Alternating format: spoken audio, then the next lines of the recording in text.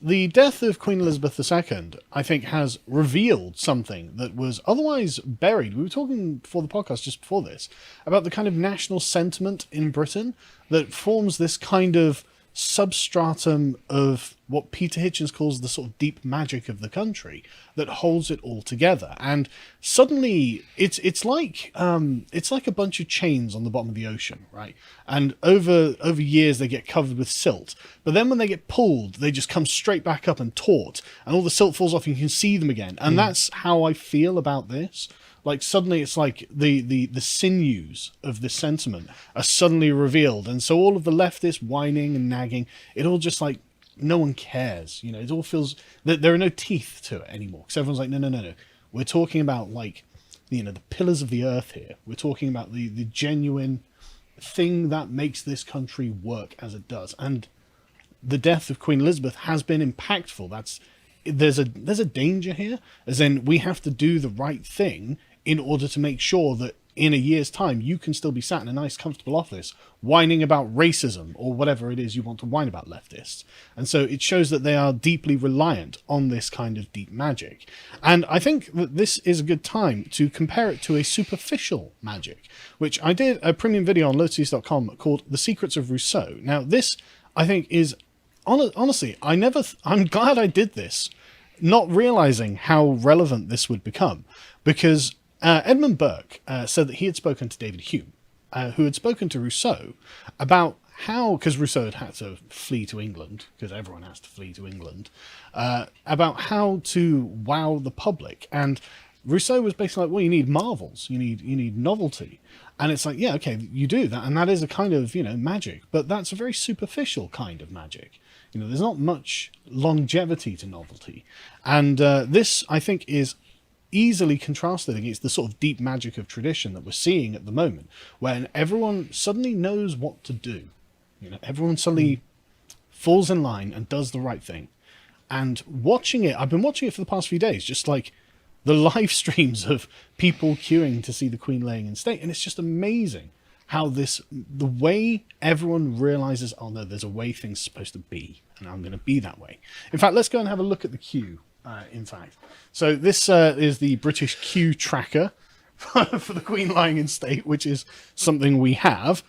This was taken a couple of days ago when the queue was 3.5 miles long, but there is a live queue tracker on YouTube, which, as you can see, has been paused at the moment because it got to over 5 miles and 14 hours wait to see the Queen in state. And so they've paused the queue. Now, I didn't realize you could pause a queue. Like, I know you can jump a queue. Yeah, you can. Well, rude people can try and jump a queue, but no true Brit would jump a queue. And I've heard no reports of queue jumping to see the Queen, which is good.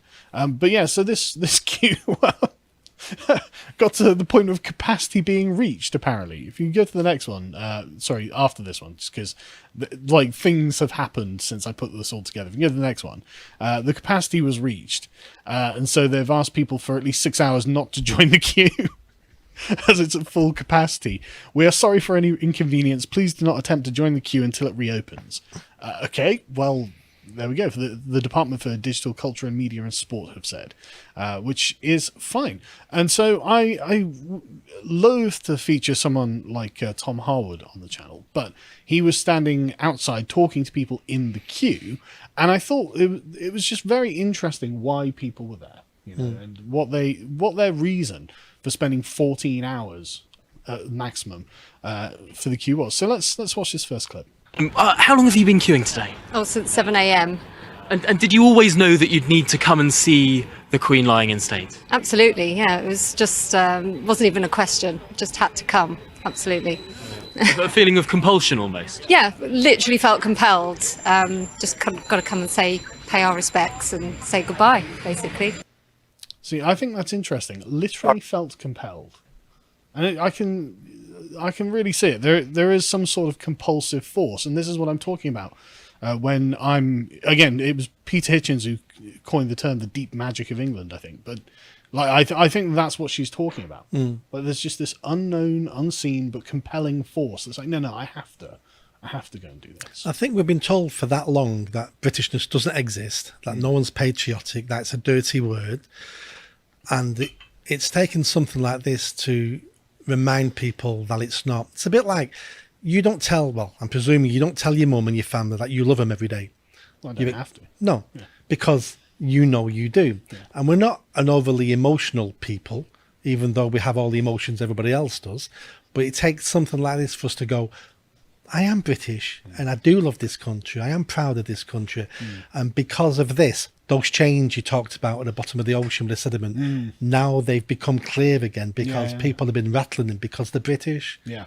And the Sky put out an article of just featuring people's outfits, which I thought was nice.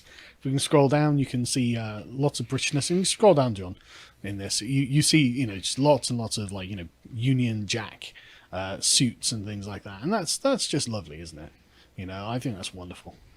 But what's interesting as well is that we've been queuing like this along the Thames when people are in state for generations, actually. I didn't realise how old a tradition this was.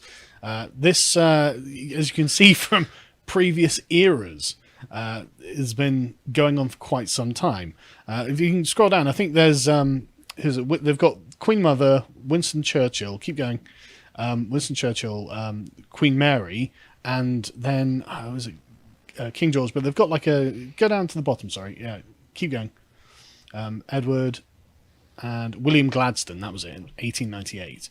So again, hundreds of thousands of people go through Westminster Abbey Hall.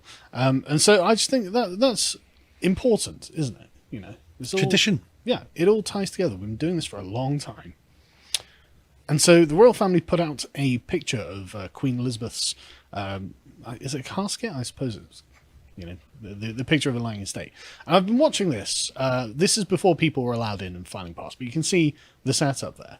And I've been watching this just as I've been, just working. I've had it in the background, and it's been fascinating watching people walk in, because as Callum said, he saw the first ones go in, and the first couple of people just kind of nodded to her, and then everyone afterwards did that. And I don't think that's part of the tradition or a requirement. It's just that nobody doesn't know not to do it. And doesn't want to be rude. And doesn't want to be rude. Doesn't want to be out of place.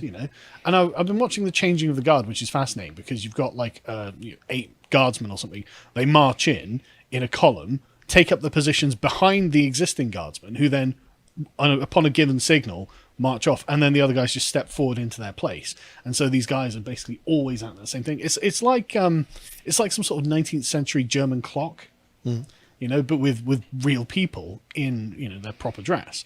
And you can compare this to, again, earlier times where, in 1936, a chap painted King George lying in state. You can go to the next one, John. You can get this one up just so people can see it. Again, it's no different. It's just the same, and it's been the same for a long time. In fact, this, as I said, is in Westminster Abbey. This is an ancient building. The building itself, Westminster Hall, the building itself was built in 1097 by William II. It's William the Conqueror's son, I think. And so the building itself is nearly 1,000 years old. And the roof, the timber roof, was built in 1393. So you can see the scope of this over time has been... The tentacles of this go back so far. Oh, God, it's just so deep into the history of this country. Again, just... you can't describe it in modern terms. This was built when people thought God invested the monarch, and we were a feudal country. It's so old. But anyway, so carrying on with the way people look at this, then this all gives the effect of magic, which is, I think, right. This is Lieutenant Colonel Graham Jones talking about how he was part of the brass band rehearsing for the Queen Mother's funeral, which was obviously I don't know what, a decade ago now or something like that. But let's play this clip, because again, the way he describes it, I think, is just fascinating. I remember doing the rehearsal for the Queen Mother's funeral, and it's actually quite surreal, because it's dark, and you're going through the streets. Now, I remember the carriages; they all had lights on, the candle lights, and it was just sort of strangely magical, but just very humbling to be actually a part of it. It's interesting, isn't it? So the term magical just keep getting brought up, and as you were saying, it shows that actually, we are okay to say that we like this country. Actually. Yep. It's one of those things that people don't generally say, but I think is important. I mean, this was from GB News, where again, this one of their presenters had been in the queue for like 5 hours, and she was just giving her experience, and I thought it'd be interesting to watch. And what was it like in the queue? Because I've heard all these stories of people coming out and they seem to have just made friends and are holding hands, total strangers. I mean, what was your experience like? Yeah, I feel quite emotional thinking about it now, because you go in and it's just the most British way of behaving. We all know what to do. We were all in single file immediately at 5:25 this morning. We're all walking along at a good pace, and almost immediately you start talking to the people in front of you and behind you, and really, by the time it took me 5 hours to do the entire queue, and there was a lady from Australia there, a married couple from South London, there was a boy from Clapham, and myself, and we all came together. We were sharing our biscuits, we were sharing stories. We felt like friends, and I joked as we came into Westminster Garden here that I felt like we were a bit of a family, and it did feel like that. But there was a sense of camaraderie and friendship, and it was wonderful. It was a really, really nice experience. When was the last time we felt this way? It's almost been illegal to feel this way for a very long time. Yeah, and it's hard to find where you would get such a narrative on TV these days, right? You would never be able to talk about this, because we'd have to talk about, some minority is being oppressed because whatever reasons and blah blah blah, and that's all we get to talk about these days. And so this is just a real breath of fresh air, and there's a genuine depth of feeling here, which I don't think the people who are queuing up could actually explain really why they're there or why they felt compelled to turn up. And it's not because an old woman's died, it's not because a queen died, it's because the old era is gone, and we're now entered a new era. So it's a loss, but it's not loss of the queen, it's a loss of what we had before, because things have changed now. We now have a king, and it's how we feel about the country. Something dramatically has changed our country, and it's about acknowledging that and showing respect for that. I think there's also an aspect of maintaining the continuum, though, as in you're going to go and see the guards standing there by Queen Elizabeth laying in state. Well, that's the same as what your grandparents would have done and their grandparents would have done, and so like it's also, things change, but in some way they also stay the same. And I think it's them supporting that, Yeah. that because that's our system. Yes. Pete Hitchens had a great take on this. Let's listen. Also, I think over the past 50 or 60 years, attitudes towards death and mourning and funerals have changed completely. And go to a funeral now, and you're quite likely to hear jokes being told at the event, which is unthinkable in my and people childhood. not really wearing black necessarily. Very little of that. All the traditions of mourning have weakened immensely. I try. What do you do if you're standing in the street when a hearse goes by?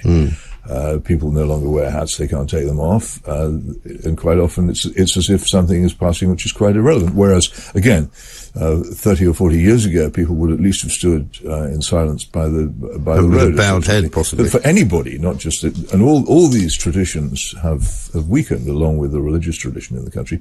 People in many cases don't. They may feel inwardly that they wish to show some sort of regret, but they haven't got any customs that they've learnt from childhood by which they can do it. Which to me is a loss. I think it's a great shame that we have so much less ceremony in our Well, that was why I found it rather sort of comforting in a way to watch that rather obscure sort of procedure that went on over the weekend, the accession. Oh, these things are wonderful. I mean, of course I'd never seen it because nobody had seen it. No one has seen it. But I found it quite, I couldn't take my eyes off it. No, these things are marvelous. They remind us of the deep magic underneath the whole very, very ancient country. Yeah. Which I think is just exactly right. We are definitely losing something if we allow these traditions to wither. Yeah. We are tangibly losing something, even though you couldn't quantify it. it's definitely there. Historian Tom Holland, I think, had a very nice and modern way of putting it. If you can scroll up on this one, John, just so you see the one above it. So Dr. Paul Johnson here saying, in the eyes of the world, we are possibly appropriately and certainly stereotypically being defined by a Q. And Tom Holland said, yes, I'm so proud of this. And I agree. Because it speaks a lot, as he replies with this picture, to the British character, which can be summed up with patience. And fair play. You take your place in the line, and that's your place. You do not try to take someone else's place. And it's a sense of fair play. First come, first serve. It's exactly it. And so you can look at the response to this from, say, Owen Jones, who's not one of my favourite leftists, but he says, with Queen Elizabeth gone, the monarchy's magic may be fading. And I don't think that's true. I think it's the complete opposite. I've been quite surprised at the outpouring and the public engagement in this. It's been more than I thought it was going to be. Yeah, me too. I'm genuinely impressed, actually. Which, again, just seems to be the sort of, oh, well, the leftist, the communist perspective, the materialist perspective. Well, maybe the magic's fading. It's like, well, maybe you're wishful thinking there, Owen. You know, if anything, it looks like the magic's surprisingly strong. Yeah.